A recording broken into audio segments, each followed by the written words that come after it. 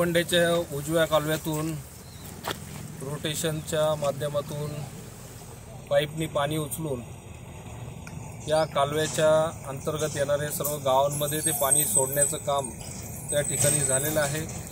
आणि हे पाणी इथं सर्व ओढे, बंधारे, नाले, केटीवेर या पाण्यामुळे तुडुंबपणे त्या ठिकाणी भरलेले आहेत आणि त्याच्या जलपूजनाचा कार्यक्रम हा सकाळपासून आम्ही करतोय। पिंपरणे, आंबोरे, मालुंगे, पानोडी आता अशा गावांमध्ये या ठिकाणी आम्ही पूजन करण्यात पोहोचलेलो आहोत आणि आपण बघतोय की खूप मोठ्या प्रमाणामध्ये संपूर्ण परिसरामध्ये पाणी साठलेलं आहे।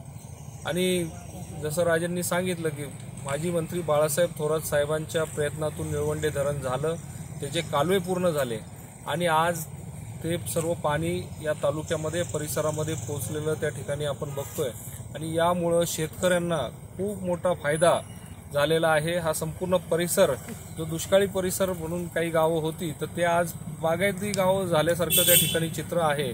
आणि कारण की सर्व ऊस लागवड संपूर्ण त्या ठिकाणी वाढणार आहे, चाऱ्याचा प्रश्न बऱ्याच ठिकाणी मिटणार आहे। उन्हाळ्यामध्ये एवढं पाणी या ठिकाणी आलेलं आहे आणि आपण कल्पना करू शकतो की किती याचा फायदा शेतकऱ्यांना होणार आहे आणि एक आनंदाचं वातावरण शेतकऱ्यांमध्ये, शेतकऱ्यांच्या चेहऱ्यावरती एक वेगळा आनंद आम्हाला त्या ठिकाणी बघायला मिळतोय।